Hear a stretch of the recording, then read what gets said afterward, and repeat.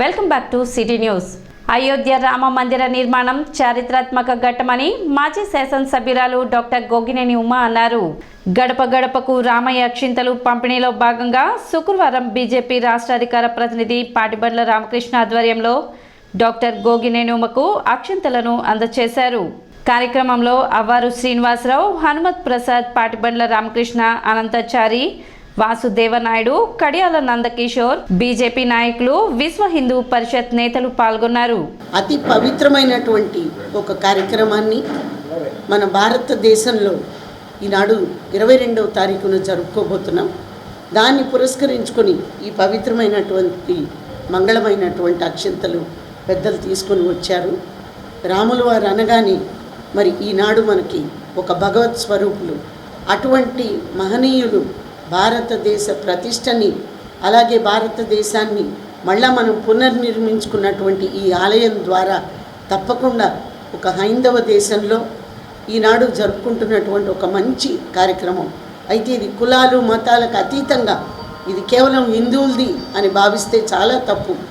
రాముల వారిని పూజించినటువంటి ఏ కులం వారు కూడా లేరు. అటువంటి ఆలోచన విధానంతో చేపట్టిన పవిత్ర కార్యక్రమం. అలాగే ఒక్క రూపాయి కూడా ప్రభుత్వ ధనం లేదు. దీనిలో మరి భగవంతుడి పట్ల భక్తి కానీ, చేస్తున్నటువంటి అపారమైనటువంటి కృషితో కానీ ఆ ఆలయాన్ని నిర్మిస్తూ ఉన్నారు. అటువంటి మంచి కార్యక్రమాన్ని నిజంగా చేపట్టినందుకు అటు మరి ప్రధానంగా చూస్తే మరి ఈనాడు మోడీ గారు దీన్ని ఒక దీక్షతో చేపట్టి ఈ కార్యక్రమం. భూ హక్కుల చట్టం రైతులకు నష్టకరం అనే అంశంపై శుక్రవారం చెంచుపేట ప్రజా సంఘాల కార్యాలయంలో రౌండ్ టేబుల్ సమావేశం జరిగింది. ఆంధ్రప్రదేశ్ రైతు సంఘం రాష్ట్ర సహాయ కార్యదర్శి జొన్న శివశంకర్రావు అధ్యక్షతన ఈ సమావేశం జరిగింది. ఈ సమావేశానికి రాష్ట్ర అధ్యక్షులు కృష్ణయ్య ముఖ్య అతిథిగా పాల్గొన్నారు.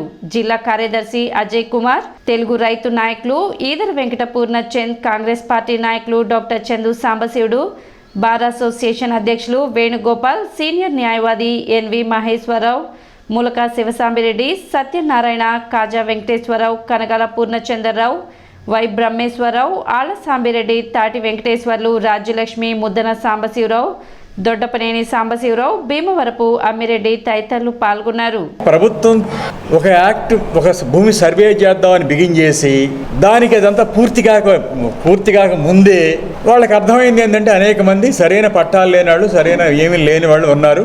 ఆ భూమిని మొత్తాన్ని, పేదల భూమిని కబ్జా చేద్దామని, దానికి ఒక కంపెనీ పెట్టుకుందామని, అందుకని ల్యాండ్ కార్పొరేట్ అథారిటీ అని చెప్పి ఒకటి వేదికని పెట్టి చేస్తుంది. అందుకని ఈ ప్రమాదకరమైన, పేదల వ్యతిరేకమైన, అర్బన్ అయినా రూరల్ అయినా దీన్ని రైతాంగం అంతా కూడా తీవ్రంగా వ్యతిరేకిస్తున్నారు. లాయర్లు, మన అడ్వకేట్స్ మిత్రులు చేస్తున్న ఉద్యమానికి మద్దతుగా మేము కూడా ఉన్నాం. రాష్ట్ర వ్యాప్తంగా రౌండ్ టేబుల్స్ పెట్టి అందరూ కూడా, ఇటు రైతులు, కూలీ సంఘాలు, పట్టణాల్లోని పౌర సంఘాలు, లాయర్లు అందరం కలిసి దీని ఉద్యమాన్ని ఏంటంటే ఇంకా ముందుకు తీసుకెళ్లాలని తీవ్రం చేసి ఈ చట్టం వెనక్కి కొట్టిందాకా దీని మీద ఆందోళన కొనసాగుతుందని చెప్పి బుర్రెపాలెం రోడ్డు నుండి 2వ పట్టణ పోలీస్ స్టేషన్ వరకు పాలాద్రి పడమర వైపున కాలువ ప్రక్క గుండా రోడ్డు నిర్మాణం చేపట్టాలని తెనాలి పట్టణ మరియు పరిసర ప్రాంత అభివృద్ధి సంఘం డిమాండ్ చేసింది. ఈ మేరకు సంఘ సభ్యులు శుక్రవారం ఆ ప్రాంతాన్ని పరిశీలించారు. కాలువకు పడమర వైపున మొత్తం 30 అడుగుల వెడల్పున ఖాళీ స్థలం ఉందని, ఆ స్థలంలో పాలాద్రి కాలువ ప్రక్క గుండా రోడ్డు నిర్మిస్తే తెనాలికి బైపాస్ రోడ్డులాగా ఉండి టౌన్లోని ట్రాఫిక్ సమస్య కొంత తీరుతుందని సంఘ సభ్యులు అభిప్రాయపడ్డారు. 6-7 సంవత్సరాల నుండి అధికారులకు, రాజకీయ నాయకులకు రోడ్డు నిర్మించమని సంఘం తరపున విజ్ఞప్తి చేస్తున్నామని, 14వ ఫైనాన్స్ కమిషన్ నిధులతో రోడ్డు పనులకు టెండర్ పిలిచి పనులు మొదలుపెట్టి మధ్యలోనే నిలిపివేశారని, అధికారులు మరియు రాజకీయ నాయకులు నిర్లక్ష్యం వలన 14వ ఫైనాన్స్ కమిషన్ నిధులతో పూర్తి చేయవలసిన పనులు పూర్తి కాకపోవడంతో నిధులు వెనక్కి వెళ్ళిపోయాయని, నిధులు ఇచ్చి కూడా ఖర్చు చేయలేని దౌర్భాగ్య పరిస్థితుల్లో మన మున్సిపల్ అధికారులు ఉన్నారని సంఘ సభ్యులు తెలిపారు. ఈ రోడ్డు నిర్మిస్తే టౌన్లోని ట్రాఫిక్ సమస్య తీరుతుందని, అధికారులు, ప్రజాప్రతినిధులు శ్రద్ధ తీసుకొని రోడ్డు నిర్మాణం పూర్తి చేయాలని విజ్ఞప్తి చేశారు. కార్యక్రమంలో సంఘ సభ్యులు పాల్గొన్నారు. మా తెనాలి పట్టణ అభివృద్ధి సంఘం తరఫున ఈ రోజున బురిపాలెం నుంచి తెనాలి వచ్చే పాలాద్రి కాలువ దగ్గర నుంచొని ఉన్నాము. ఈ పాలాద్రి కాలువకి పడమర వైపున 30 అడుగుల విస్తీర్ణంలో ఒక రోడ్డు వేస్తే కనుక యానాది కాలనీ, గురవై కాలనీ నుంచి ఇటు 2 టౌన్ పోలీస్ స్టేషన్ దాకా ట్రాఫిక్ టౌన్లోకి వెళ్లకుండా ఏర్పడుతుందని చెప్పి 3.5 సంవత్సరాల క్రితం మొదలుపెట్టి అది మధ్యలో ఆపేశారు. కొంత దూరం అయితే రోడ్డు మట్టి రోడ్డు వేశారు, సిమెంట్ రోడ్డు వేయాల్సింది ఉంది. మున్సిపల్ అధికారుల యొక్క నిర్లక్ష్యం మూలకాన రోడ్డుకి కేటాయించిన 14వ సంఘం యొక్క ఆర్థిక నిధులు వెనక్కి వెళ్ళిపోయినాయి. అలా వెళ్ళిపోవడంతో చాలా ప్రజలు ఇబ్బంది పడుతున్నారు. అలానే ఇటు పోలీస్ స్టేషన్ వైపు వెళ్ళాల్సిన రోడ్డు అయితే ఇంకా మొదలు పెట్టలేదు కాబట్టి తెనాలి పట్టణ అభివృద్ధిలో ప్రజలు భాగస్వాములు కావాలని మున్సిపల్ చైర్పర్సన్ తాడిబోయిన రాధిక తెలిపారు. వార్డు పర్యటనలో భాగంగా 35, 36, 37 వార్డులో ఆమె పర్యటించారు. డ్రైన్లు, కల్వర్టులను ఆమె పరిశీలించారు. సైడ్ డ్రైన్లపై నిర్మించిన అక్రమ నిర్మాణాలను తొలగింపచేయాలని సూచించారు. ఈ సందర్భంగా ఆమె మాట్లాడుతూ వ్యాపారస్తులు రోడ్లను ఆక్రమించకుండా పురపాలక సంఘానికి సహకరించి వ్యాపారాలు చేసుకోవాలని తెలిపారు.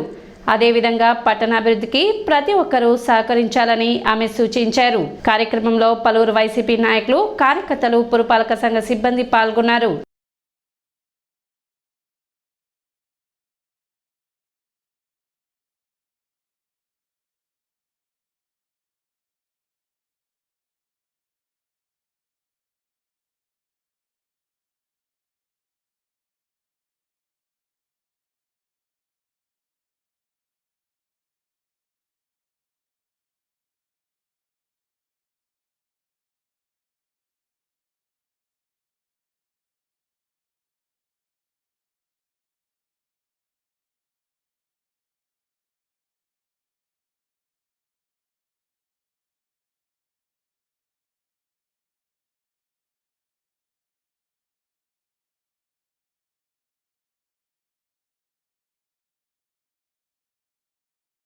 మన ఎమ్మెల్యే గారి ఆశీర్వాదం మేరకు మేము శానిటేషన్ అనేది స్టార్ట్ చేయడం జరిగింది. 35, 36, 37 వార్డుల్లో మేము ఈ పర్యటిస్తున్నాము. ఈ కాలువల్లో నాపరాళ్ళు, గోతాలు, బాటిల్స్, కవర్స్ ఇలాంటి ఎన్నో దాన్ని అడ్డపడతానా వాటర్ అనేది ఫ్లో అవ్వకుండా ఆగిపోవటం జరిగింది. అవన్నీ ఈ స్కిల్ట్ అని పెట్టి మేము తీయడం జరుగుతుంది. తెనాలి పట్టణాన్ని మేము ఇంకా మెరుగుపరుస్తామని, అలానే ప్రజలందరికీ కూడా మేము ఒకటే విన్నపంగా చెప్తున్నాము. కాలువల్లో పైన బండలో వేసేటప్పుడు నాపరాళ్ళు పడినప్పుడు మీరు తీపిపోయినా మా వర్కర్స్ వస్తున్నారు, వాళ్ళకి చెప్పుంచితే మేమన్నా తీపిస్తాము. పెద్ద నాపరాళ్ళు పడతానా ఈ వాటర్ పోకుండా ఆగిపోవటం అక్కడే జరుగుతుంది. ఆ వాటర్ మూలాన దోమలు ఇలాంటి మీకు అనారోగ్యంగా పాలవ్వకుండా ఉండాలని ఒక గొప్ప ఉద్దేశంతో మేము మన మున్సిపల్ చైర్పర్సన్ గారు 35, 36, 37 వార్డులు పర్యవేక్షణకు వచ్చి చూసి ఈ అన్ని కాలువలన్నీ పూడిపోయినాయి అని సిల్టు తీయటం మొదలుపెట్టారు. సిల్టు తీస్తున్న కాడి నుంచి చాలా శుభ్రంగా ఉంది. ప్రజలు కూడా హర్షధ్వానాలు వ్యక్తం చేస్తున్నారు. ఈ సిల్టు బాగా ఒక్కొక్క వాకిడి ముందల ఒక్కొక్క ట్రాక్టర్ వస్తుంది. సిల్టు లోగడ తీశారు కానీ ఎక్కడ తీయలేదు, ఏదో పైన తీసుకుంటూ వెళ్ళిపోయారు. ఇప్పుడు చైర్పర్సన్ గారు నిలబడి మొత్తం శుభ్రంగా తీస్తున్నారు. అందరూ కూడా ఈ రోడ్లోని ప్రజలందరూ చాలా బాగా చేస్తున్నారు, బాగా శుభ్రంగా ఉందని ప్రజలందరూ కూడా హర్షధ్వానాలు. విన్నకోట కృష్ణమూర్తి 9వ వర్ధంతి సందర్భంగా స్థానిక రైల్వే స్టేషన్ వద్ద అన్నదాన కార్యక్రమం నిర్వహించారు. శ్రీ శివలింగేశ్వర స్వామి సేవా సమితి అధ్యక్షులు కుర్ర శ్రీను పర్యవేక్షణలో కృష్ణమూర్తి కుటుంబ సభ్యులు పేదలకు అన్నదాన కార్యక్రమం నిర్వహించారు. తొలుత కృష్ణమూర్తి చిత్రపటానికి పూలమాలలు వేసి నివాళులు అర్పించారు. అనంతరం అన్నదాన కార్యక్రమం చేశారు. కార్యక్రమంలో కృష్ణమూర్తి కుటుంబ సభ్యులు విన్నకోట కిరణ్ కుమార్, విన్నకోట కాళిక నాగవరలక్ష్మి, పొడుగు దుర్గా నాగేశ్వరరావు, పొడుగు మాణిమాల, విన్నకోట కృతియుగ్ బాబు, దేవంశ్ బాబు తదితరులు పాల్గొన్నారు.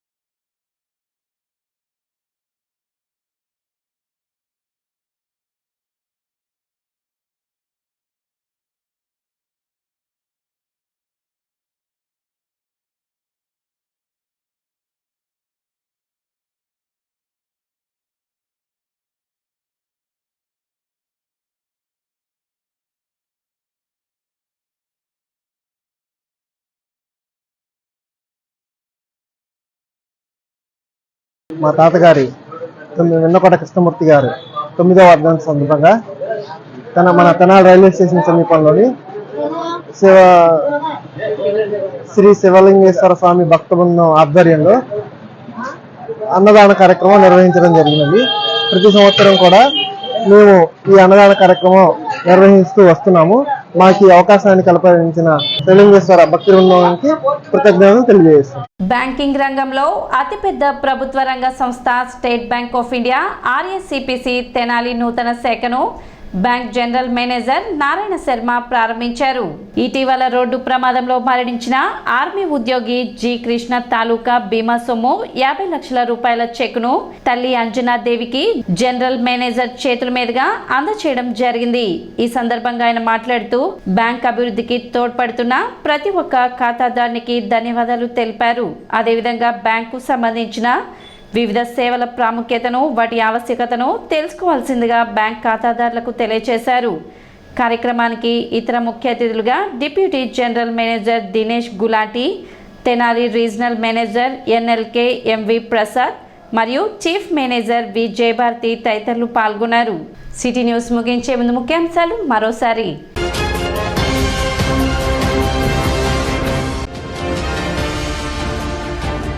8వ రోజు కంచర్లపాలెం గ్రామం నుండి కొనసాగిన మాజీ మంత్రి ఆలపాటి రాజేంద్ర ప్రసాద్ ప్రజా పాదయాత్ర.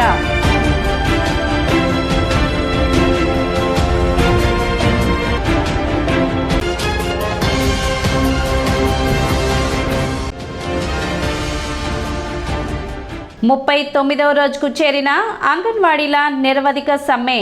ICDS కార్యాలయం ఎదుట బైఠాయించి నిరసన తెలిపిన అంగన్వాడీలు.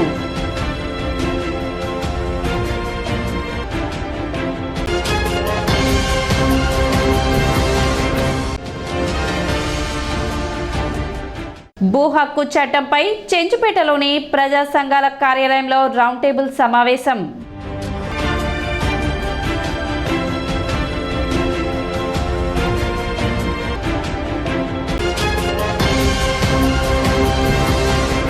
సిటీ న్యూస్ ఇంతటితో సమాప్తం. నమస్కారం.